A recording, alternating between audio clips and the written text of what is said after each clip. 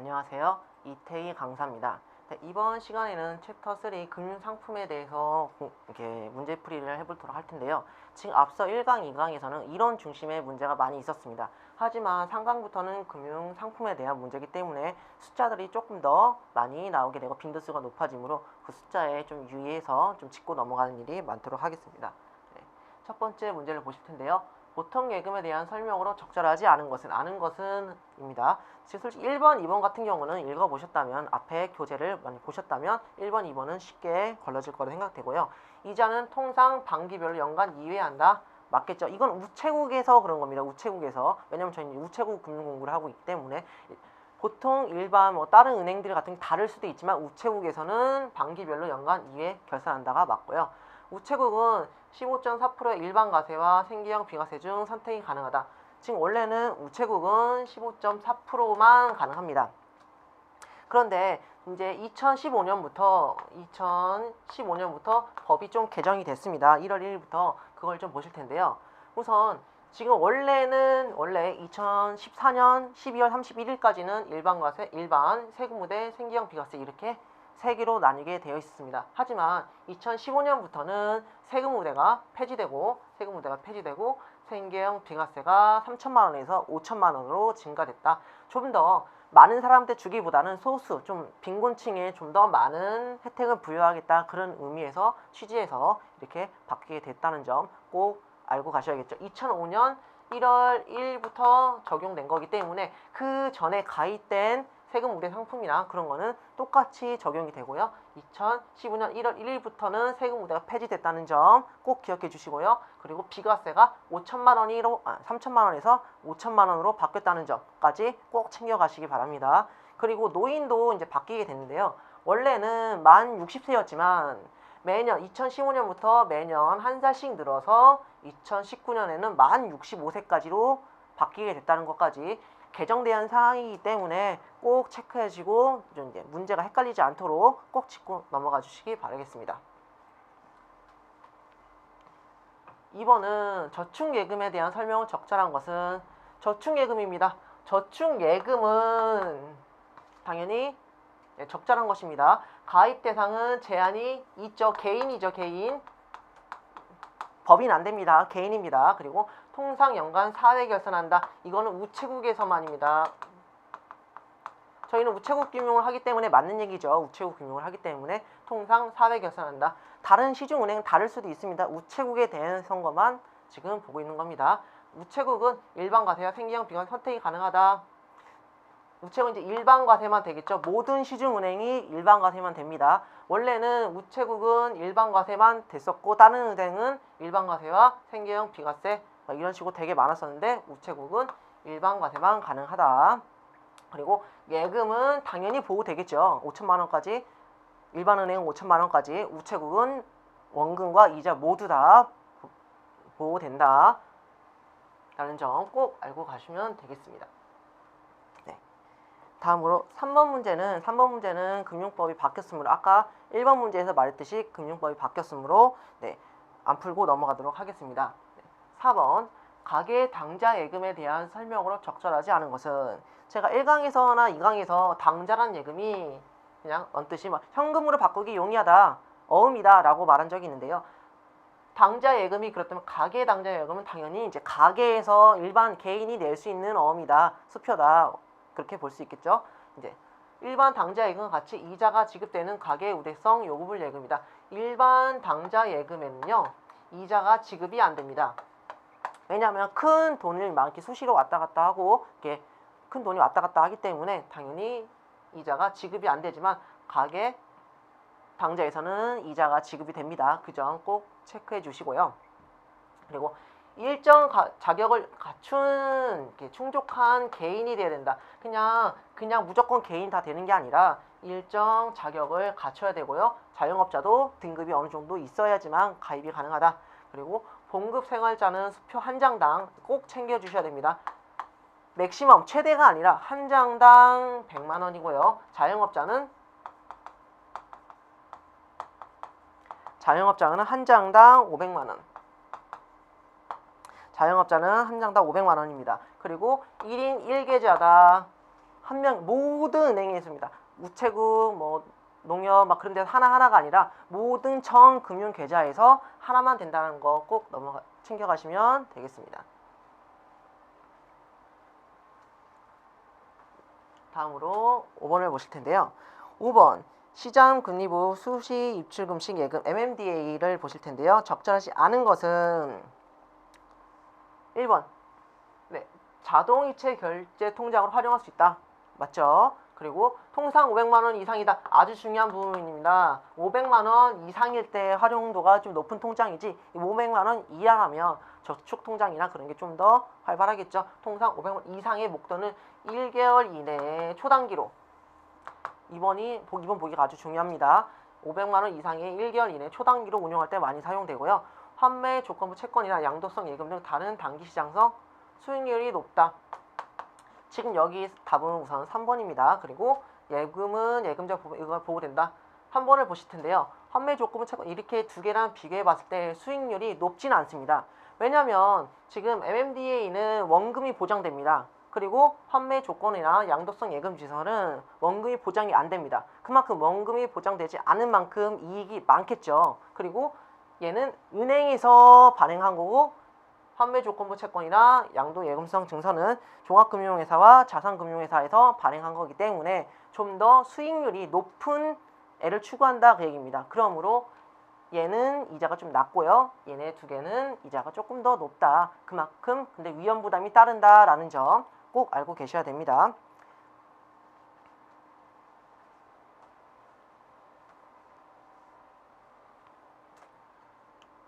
네, 다음으로 6번을 보실 텐데요. 단기 금융펀드 MMF에 대한 설명으로 적절한 것은 MMF 은행이 고객들의 투자 자금을 모아 국채 등에 투자하는 상품이다. 우선 적절한 것은 이라고 했습니다. 그리고 2번 최적 가입 금액은 300만 원이고 환급성이 낮기 때문에 최저 가입금은 300만 원이고 환급성이 낮기 때문에 여유자금 운용 적합하다. 예금은 이렇게 쭉 나와 있는데요. 우선 1번부터 보면 은행이 아니죠. 왜냐면 MMF입니다. 지금 은행은 아까 앞서 5번에서 문제 봤듯이 은행은 MMDA입니다. MMDA. 그러므로 틀리겠죠. 은행이 아니겠죠. 여기서는 뭐로 바뀌어야 되냐? 원래 자산금융회사로 바뀌어야지만 맞는 보기입니다. 그리고 최저 가입 금액은 300만 원이 아닙니다. 그리고 환급성이 높죠. 환급성이 높습니다. 최저 가입 금액은 없지만 환급성이 아주 높습니다. 그래서 틀렸고요. 3번은 예금자 보호법이 이거 보면 된다. 제가 이 전 문제에서 말씀드렸듯이 예금자 보호법이 적용이 안 되므로 원금 손실이 가능하다는 거 꼭 기억해 주셔야 됩니다. 그리고 수익은 인출 시 원금과 배당금을 합한 금액이다. 만약에 오답으로 나왔다면 원금과 이자다 이런 식으로 나올 확률이 아주 높기 때문에 꼭 이자인지 배당금인지 확인해 주시고 넘어가 주셔야 됩니다. 수익은 원금과 배당금이지 이자가 아닙니다. 이자가 아니에요. 이거 꼭 짚고 넘어가 주시면 되겠습니다.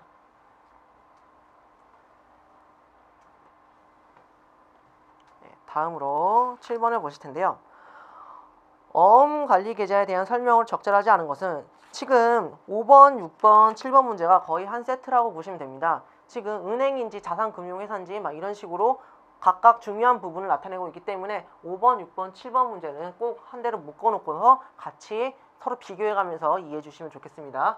어음관리 계좌에 대한 설명 적절하지 않은 것은 은행이 국고채 등 단기 금융상품에 직접 투자하여 수익률을 올려주는 상품입니다. 은행은 앞서 말했듯이 당연히 MMDA죠. 여기서부터 틀렸습니다. 은행이라고 하면은 MMDA가 거의 바로 생각나야 됩니다. 그리고 지금 어음관리 계좌라면 당연히 종합금융회사나 증권사가 생각나야겠죠. 이런 식으로 바로바로 나올 수 있도록 이건 좀 숙지해 주셨으면 좋겠습니다. 그리고 이제 저희가 알아야 될 게 뭐냐면요. 여기서 지금 여기 어음관리 계좌를 계산하는 종합금융회사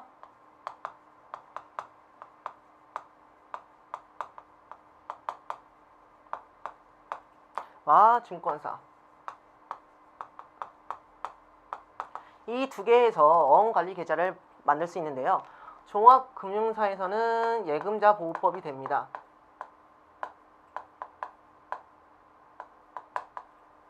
예금자 보호가 됐지만 증권사에서는 안 된다는 거. 똑같은 데지만 지금 똑같은 데에서 반영이 가능하지만 증권사에서 반영한 거는 예금자 보호법이 안 되고 종합금융사에서는 예금자 보호법이 가능하다는 점 꼭 알고 가셔야 됩니다. 왜냐하면 이걸로도 봉의가 많이 나오기 때문에 꼭 주의 깊게 알고 가셨으면 좋겠습니다.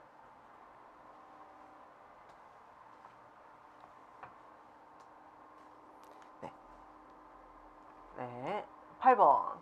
금융상품으로 알맞은 것은 입출금이 자유로우며 이체 및 결제 가능하고 통상 500만 원이다. 아까 제가 강조 드렸죠. 500만 원이다 나왔다. 그리고 1개월 초단기로 한다. 그럼 벌써 답이 나와 있어야 됩니다. 당연히 MMDA입니다. 이렇게 문제가 나올 수도 있으니까 꼭꼭 지금 여러 번 연거푸 문제가 계속 반복적으로 나오죠. 그만큼 중요한 부분이기 때문에 꼭 챙겨가시고 꼭 알고 숙지하셔야 되겠습니다. 네. 다음으로 9번을 보실 텐데요. 9번. 예금 상품들은 통상 이자 계산에 대한 설명으로 적절하지 않은 것은 MMDA는 연간 매월 결산한다. 저축예금은 연간 4회 결산한다. 가계당좌예금 연간 2회 또는 4회 결산한다. MMF는 연간 2회 또는 4회 결산한다고 했는데요. 답은 4번입니다. 왜 그러냐면 예금 상품입니다. 예금 상품들. 그리고 이자를 준다고 했습니다. 지금 얘네들은 다 은행에서 이자를 주는 방식, 채권 형식입니다. 어떻게 보면. 하지만 MMF는 투자 개념입니다. 원금 손실이 있습니다. 얘는 그렇기 때문에 이자를 받는 게 아니라 배당을 받는 거겠죠. 그러면 헷갈리시면 안 됩니다. 원금 손실이 있는 거는 투자 개념인 주식 같은 것들은 이자를 받는 게 아니라 배당을 받기 때문에 이렇게 이자 계산이 되는 게 아니라 제가 돈을 찾았을 때 그때 원금과 원금과 배당을 받는 거지 이렇게 연간 뭐 또박 이렇게 이자를 받는 건 아니다라는 점 알고 가셔야겠죠. 네. 다음으로 정기적금에 대한 설명으로 적절하지 않은 것은 정기적금입니다. 적금. 네. 적금이라는 거는 우리가 기간을 정해놓고 일정 금액을 꼬박꼬박 넣는 걸 이제 적금이라고 하겠죠. 네. 매월 일정 금액을 정기적으로 납입하고 만기일에 원리금을 지급받는다. 맞겠죠? 꼬박꼬박 돈을 넣고 한꺼번에 목돈을 받는 거니까. 그리고 적금을 담보로 납입한 적금 잔액의 통상 70% 이내에서 대출이 가능하다. 여기서 틀렸죠? 통상 70%가 아니라 95%입니다. 95%. 95%가 되고요. 예치 기간은 6개월 이상에서 5년 이내의 상품들이다. 그리고 만기 이전의 중도 해지 시에는 당연히 중도 해지가 하면은 이율이 원래 이율보다는 적게 되겠죠. 맞죠? 근데 이 문제 말고도 좀 중요한 점이 뭐냐면 정기적으로 납입하는 것은 맞지만 납입의 의무는 없습니다. 지금 보험 납입하듯이 보험은 몇 개월 돈을 안 넣게 되면 해약이 되죠. 그런 것처럼 꼭 납입의 의무가 있는 건 아닙니다. 왜냐면 제가 정해놓은 금액 이자를 받기 위해서는 그렇게 꼬박꼬박 뭐 1년이면 1년, 2년은 2년 넣어야 된다는 거지 꼭 넣어야 되는 건 아니기 때문에 납입의 의무는 갖고 있지 않다라는 점 꼭 기억해 주셔야겠죠. 그리고 저희가 이제 책에 저희 교재 136쪽에서 보면 지금 정기 적금과 상호부금에 대해서 나오는데요. 정기 적금과 상호부금은 거의 똑같다고 보시면 됩니다. 그런데 예전에 이렇게 좀 요즘 적금으로도 대출이 많이 되지만 예전에는 적금 상품 갖다 대출이 되는 경우가 극히 드물었기 때문에 대출의 목적으로 들었던 상품이 상호부금입니다. 근데 요즘에서는 적금을 담보로 대출도 많이 되기 때문에 상호부금의 이제 상품성이 많이 떨어졌겠죠. 하지만 예전에는 상호부금의 대출 목적으로 했다. 그런 점 꼭 기억해 주셨으면 감사하겠습니다. 네. 다음으로 11번인데요. 자유적금에 대한 설명으로 적절하지 않은 것은 자유적금입니다. 정기적금이 아니라 자유적금이기 때문에 돈을 제가 넣고 싶을 때 넣는다는 얘기겠죠. 금액이나 입금 횟수에 제한 없이 입금할 수 있다. 맞고요. 2번 예치기간은 6개월 이상 5년 이내이다. 또 맞겠죠. 그리고 월별 500만 원 정도 입금 한도를 두어 운용한다. 얘가 틀렸겠죠. 월별 입금 한도는 1000만 원입니다. 네, 월번이 1,000만 원이고요. 계약 기간이 3분의 2 경과 시 연태까지 적립되어 있는 금액의 2분의 1 이내의 금액만 입금이 가능하다는 점, 이것까지 가셔야 되는데요. 지금 1번하고 3번에서 조금 모순이 생겼죠. 왜냐하면 금액이나 횟수에 대한 제한이 없다고 했는데 월벌 1,000만 원이라고 한도가 정해졌습니다. 왜냐하면 만약에 제가 자유적금을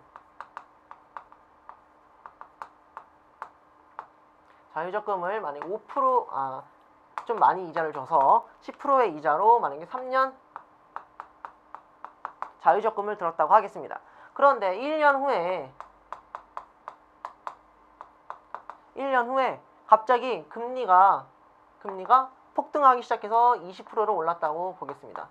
그러면 20% 올랐다고 보겠습니다.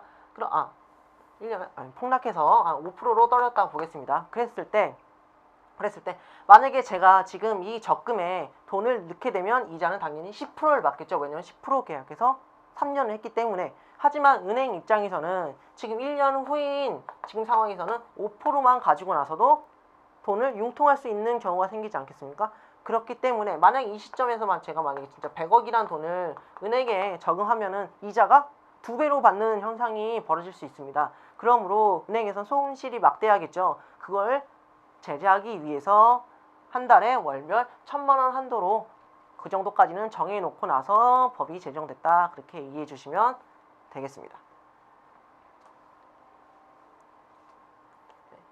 다음 12번은 가로 안에 들어갈 말로 적절한 것은 자유적금에 제한을 두는 이유는 은행에 예치받은 자금을 뭐로 운용할 수 없는 경우에 당연히 답은 방금 했듯이 높은 금리죠. 왜냐하면 제가 앞서 설명했듯이 금리가 떨어졌는데도 높은 금리로 은행에서 활용을 해야 됩니다. 그럼 당연히 손실이겠죠. 은행에서. 그러므로 은행의 손실을 좀 줄이고자 아까 1,000만 원이나 한도를 두는 거다. 그래서 자금을 높은 금리로 운용할 수 없는 경우에 나온다. 그 얘기입니다. 이런 식으로.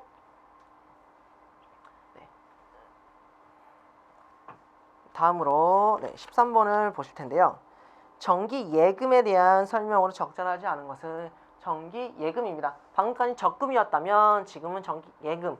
일정한 목돈을 맡겨놓고 기간을 지난 후에 다시 그 돈을 찾는 형식이 정기 예금이겠죠. 네, 적절하지 않은 것은 가입 대상과 예치 한도에 제한이 없다. 맞겠죠? 그리고 예치 기간은 1년 이상 5년 이내이다. 돈을 맡겨놓는 거기 때문에 1년이 아니라 1개월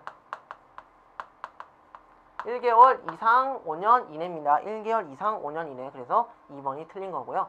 이자 계산은 월 이자 지급 방식과 만기 지급 방식이 있다.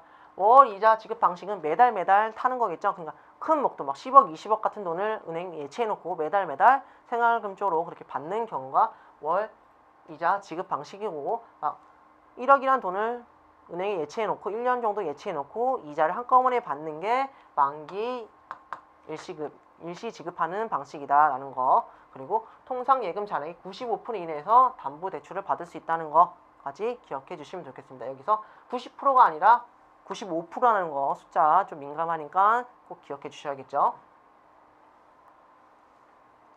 네, 다음으로 14번을 보시겠습니다. 정기 예탁금에 대한 설명으로 적절하지 않은 것은 정기 예탁금입니다. 예탁금은 은행에서 하는 건 아니죠. 맞죠? 예탁금 은행에서 하는 건 아니라고 알고 접근하셔야지 문제가 풀기 쉽습니다. 그러면 답은 우선 1번이 되겠죠. 우체국은행, 상호저축은행에서 하는 게 아니라 정기 예탁금은 상호금융이나 신용협동조합, 새마을금고 같이 이금융에서 우리 주변에 있는 지역농협 같은 이금융에서 하는 애들이다 라는 거 꼭 기억해 주셔야 되고요. 네. 이거 2015년 말까지는 3,000만 원 한도 내에서 비과세이다. 2015년까지는 3,000만 원 내에서 비과세지만 지금은 농특세 1.4%가 내고 있죠. 하지만 2006년부터는 바뀝니다. 2006년부터는 이자 5%에 농특세 0.9%에서 5.9%의 이자를 가감하고 주고요. 2017년부터는 이자 9%에 농특세 5%, 9.5%라는 이자를 가하고 준다라는 거 바뀐 개정 사항이기 때문에 꼭 챙겨 가시고 이번에 내년에 1월, 2월에 이제 시험 보시는 그때 상황이 됐을 때 그때 꼭 이런 문제로 나올 수도 있으므로 알고 가셔야 되겠습니다.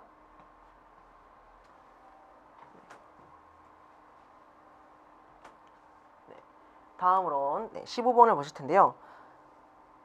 알맞은 것은 은행의 정기예금과 유사한 상품으로 상호금융, 새마을금고 방금 했던 내용입니다. 방금 했던 설명이기 때문에 답은 당연히 정기예탁금이겠죠. 지금 14번과 15번은 그냥 같은 문제이기 때문에 한번 읽어보시고 넘어가시면 되겠습니다. 네, 16번을 보실 텐데요. 실세금리 연동형 정기예금에 대한 설명으로 적절하지 않은 것은 가입 후 일정 기간마다 시장 실세금리를 반영하여 적용금리를 변경하는 정기예금이다. 당연하겠죠. 실세금리 연동형이기 때문에 실세금리를 적극적이게 계속 변동을 시켜줘야겠죠. 그리고 가입기간은 통상 3년이다. 가입기간은 통상 3년이다. 맞겠죠. 그리고 만기 이전에 중도 해지 시에도 약정 금리에 보장을 해준다. 만기 이전에 중도 해지를 한다면 어느 예금이나 적금 같은 경우도 약정 금리를 보장해 주는 것은 없습니다.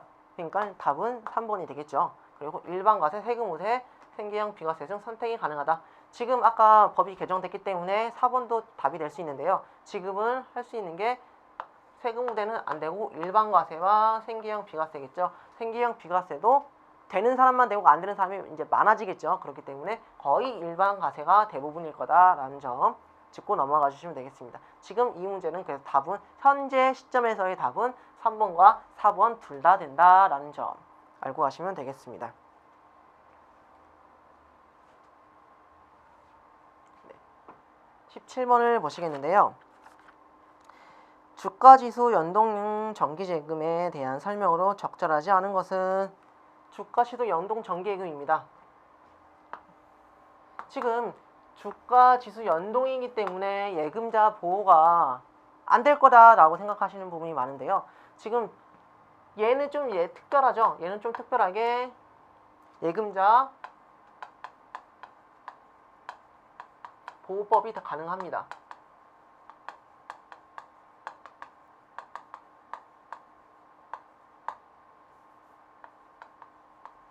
네, 이유를 이제 보실 텐데요. 지금 설명을 쭉 보시면 지급할 이자의 일부 또는 전부를 파생상품에 투자하는 상품이다 라고 했습니다. 지금 원금은 안전하게 납두고 그에 발생한 이자만 가지고 나서 파생상품, 좀 손실이 날 수 있는 것만 투자하는 겁니다. 원금은 납두고 이자를 가지고 좀 증권이나 그런 데 투자를 하는 거기 때문에 그렇기 때문에 원금이 예금자 보호법에 적용된다라는 거 꼭 체크해 주시고 가셔야 되겠습니다. 꼭 체크해 주셔야 됩니다. 그리고 저축기간에 제한이 없다. 저축기간 제한이 없고요. 그리고 주가지수에 따르기 때문에 주가지 상승형 상품으로 구성되어 있다. 지금 주가지수 상승형의 상품으로만 되어 있는 게 아니라 주가지수 상승형도 있고 하락형도 있고 일반적으로 계속 가는 애도 상승형, 하락형 또는 횡보형 이렇게 세 가지가 있겠죠. 그렇기 때문에 답이 3번이 되는 겁니다. 상승형만 있다, 상승형으로만 구성되어 있다가 아니라 상승형, 하락형, 계속 가는 횡보형 세 개가 있다라는 점 꼭 기억해 주시면 되겠죠. 이것도 중요하지만 이번에는 예금자 보호법이 되고 일부 또는 전부를 이자의 일부 또는 전부를 파생상품에 투자하는 상품이라는 점 특징이기 때문에 꼭 기억해 주시고 가셔야 됩니다.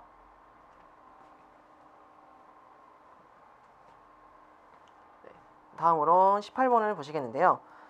무기명 설명한 상품으로 알맞은 것은 무기명 할인식으로 여기서 중요한 거는 할인식이다. 그리고 발행한 정기예금 증서로서 은행, 종합금융회사, 증권회사에서 한다. 지금 할인식이고 금융회사다, 증권회사 나왔습니다. 답은 당연히 1번 양도성 예금 증서겠죠. 이 정도는 할인식이다 나오면 우선 양도성 예금 증서가 아닌가 한번 생각을 해보셔야 됩니다. 그리고 종합금융회사, 증권회사가 나왔다. 그러면 바로 1번이다 라고 확신이 쓰셔야 됩니다. 이 정도는 아까 앞에서 여러 번 말했듯이 중요한 부분이니까 꼭 짚고 넘어가 주셔야 되겠죠. 네. 다음으로 19번. 환매 조건부 채권 이제 PR에 대해서 설명으로 적절하지 않은 것은 일정 기간이 지난 뒤 이자를 가산해 다시 매입하는 장기 상품이다. 환매 조건이다. 환매 조건 다시 재환매한다. 그건 맞는데 환매 조건부는 1강에서과 2강에서 얘가 단기 상품이다. 단기 예금 상품이다 라고 했기 때문에 장기가 아니겠죠. 그 점 지금 장기가 아닙니다. 단기입니다. 그 점 꼭 기억해 주시고요. 저번에 외웠던 거 그거 말씀 안 드려서 알겠죠? 꼭 외워주셔야 되고 단기 상품인 거 꼭 체크해 주시고 가셔야 되겠습니다. 네. 다음으로 20번을 볼 텐데요. 20번도 계속 반복적인 문제가 나오고 있습니다. 그만큼 중요하다는 겁니다. 모르시면은 앞서 강의나 지금에서 꼭 챙겨가 주시기 바라겠습니다. 지금 설명하고 있는 상품으로 적절한 것은 예금자 보호 대상은 아니다. 벌써 예금자 보호 대상은 아니다 라고 나왔고요. 국채, 지방채 등 무량 채권을 대상으로 투자되므로 안정성이 높은 편이고 대부분 만기가 지난 후에도 별도의 이자를 가산해 주지 않는다 라고 했기 때문에 답은 당연히 아까 말했듯이 CD가 된다. 꼭 기억해 주셔야 됩니다.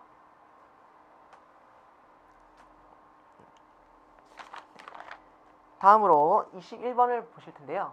거치식 예금에 대한 설명으로 적절하지 않은 것은 정기예금은 만기 이전에 중도 해지하면 약정금리 낮은 중도 해지율이 적용된다. 당연하겠죠. 중도 해지가 된다면 무조건 약정 이율보다 낮은 금액을 준다는 게 정확한 겁니다. 그리고 양도성 예금 증서는 중도 해지가 가능하면 만기 전에는 현금화하고자 할 경우에는 유통시장에서 매각할 수 있다. 양도성 예금 증서. 양도성 예금 증서란 양도가 가능한 예금 증서입니다. 양도를 편의하게 만들어진 증서이기 때문에 중도 해지가 가능하지 않다는 점 꼭 기억해 주셔야 됩니다. 중도 해지가 가능하지 않다. 그런 이유는 왜냐하면 다른 사람 넘기면 되면 재판매하면 되기 때문에 유통시장에서 재판매하면 되기 때문에 선고보자 할 때는 여기 유통시장 매각할 수 있다라는 점, 중도 해지가 불가능하고 다시 양도하면 된다라는 거 꼭 체크해 주시고 가시면 되겠습니다.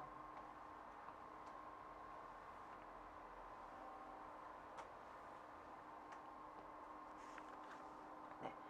다음으로 주택 청약 저축에 대한 설명으로 적절하지 않은 것은 보실 텐데요. 1번 무주택 세대주와 만 20세 이상이어야지만 가입할 수 있다라고 했는데요. 답이 우선 1번이겠죠. 지금 주택 청약 종합저축은 연태까지 했던 4가지 예들 뭐냐면 청약예금, 청약부금, 청약저축 그리고 주택 청약저축 이렇게 4가지가 있는데요. 나머지 3개는 다 이제 가입이 안 되고요. 저희가 가입할 수 있는 거는 주택 청약저축만 가입이 가능합니다. 그러므로 무주택자나 만 20세 이상의 아니라 모든 사람 1인 1계좌로 모든 사람이 다 가입할 수 있다라는 점 꼭 기억해 주셔야 됩니다. 모든 사람이 1인 1계좌입니다. 1인 1계좌로만 가입이 가능하다. 그리고 나머지 부분은 다 맞는 경우인데요. 지금 좀 이제 변경된 사항이 있는데 여기서 소득공제가 40%에서 48만 원이 아니라 얘가 96만 원으로 법이 개정됐다는 거 꼭 알고 계셔야겠죠. 지금 답은 우선 1번과 3번이 이제 틀린 점이지만 이건 법이 개정된 사항이기 때문에 48만 원이 아니라 최대 96만 원까지 가능하다라는 점 꼭 알고 가셔야 되겠습니다.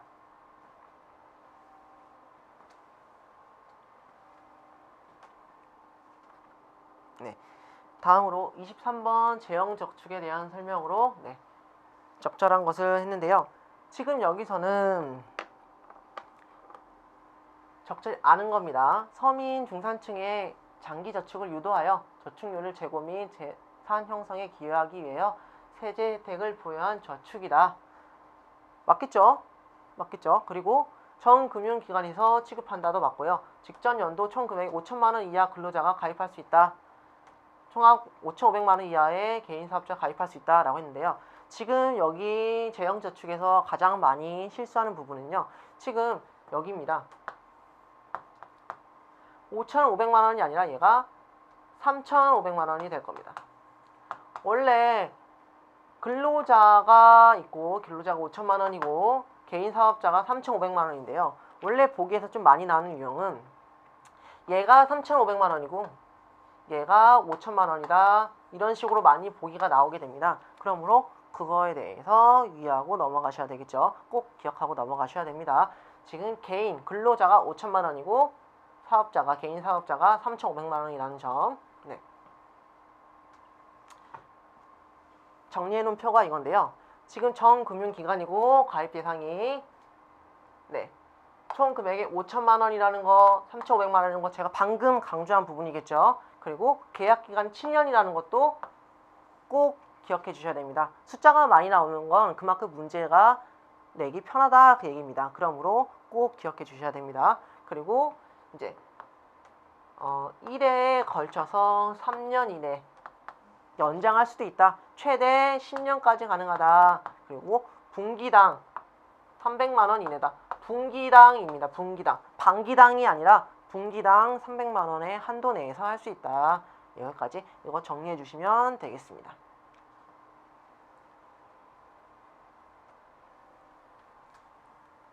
네.